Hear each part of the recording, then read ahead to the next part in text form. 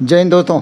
अपने YouTube channel और इस वीडियो के माध्यम से मैं आपके बीच अपडेट आ रहा हूं और आशा करता हूं कि आप अपने यथास्थान पर सकुशल होंगे।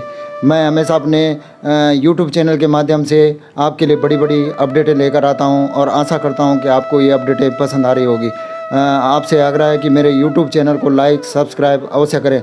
जो आज की मेरी बड़ी अपडेट है वो केंद्रीय पेंशन लेखा कार्यालय से जो हमारे पेंशनर हैं उनके लिए, केंद्रीय पेंशन भोगी है उनके लिए बहुत बड़ी राहत की खबर आई है। और 12/7/2021 को भी सभी सीपीसी के जो प्रमुखों को है उनको भी केंद्रीय पेंशन लेखा कार्यालय की तरफ से पत्र कार्यालय ज्ञापन जारी किया गया था।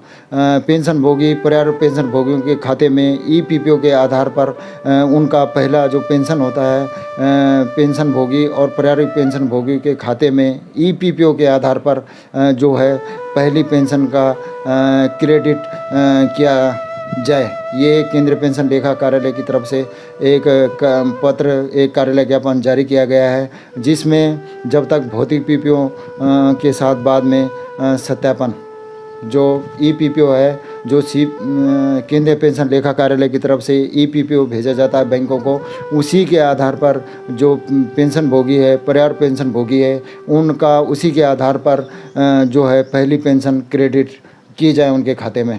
ये भारत सरकार, वित्त मंत्रालय, केंद्रीय पेंशन लेखा कार्यालय, त्रिकुटी भिकाजी कामा प्लेस, नई दिल्ली की तरफ से 23/5/2023 को एक कार्यालय ज्ञापन जारी किया गया है, जिसमें विषय है पेंशन भोगी, परिवार पेंशन भोगी के खाते में ईपीपीओ के आधार पर पेंशन का पहले क्रेडिट और बाद में भौतिक पीपीओ के साथ सत्यापन। जो पहली पेंशन भोगी और परिवार पेंशन भोगी की जो पहली पेंशन है वो ईपीपीओ के आधार पर किया जाए, भौतिक पीपीओ का इंतज़ार न करके ईपीपीओ के आधार पर उनका पहला पेंशन क्रेडिट किया जाए। यहाँ सीपीएओ के कार्यालय ज्ञापन संख्या 130/2 IT तकनीकी 40 दिनांक 12/7/21 की प्रतिलिपि संलग्न की ओर ध्यान आकर्षित किया जाता है, जिसमें प्राधिकृत बैंकों के सीपीसी के सभी प्रमुखों को यहाँ सुनिश्चित करने का निर्देश दिया गया था कि पहली पेंशन का क्रेडिट सीपीएओ के प्राप्त ईपीपीओ और ईएसएसए के आधार पर पेंशन भोगी, परिवार पेंशन भोगी के खाते में तुरंत किया जाए। जो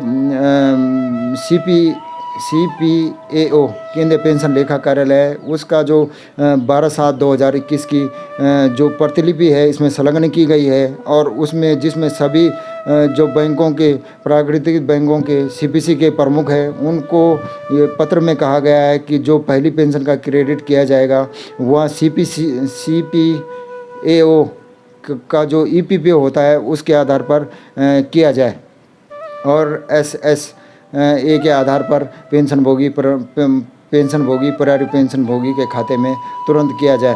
भौतिक पुस्तिका और संबंधित दस्तावेजों की प्राप्ति पर सीपीसी विवरणों का सत्यापन करेगा। जब भौतिक पीपीओ और उसके दस्तावेज आएंगे उन दस्तावेजों के आधार पर वहाँ सत्यापन करेगा, और यदि ईपीपीओ और मैनुअल पीपीओ के बीच कोई अंतर पाया जाता है तो इसे आवश्यक सुधार के लिए 1 महीने के भीतर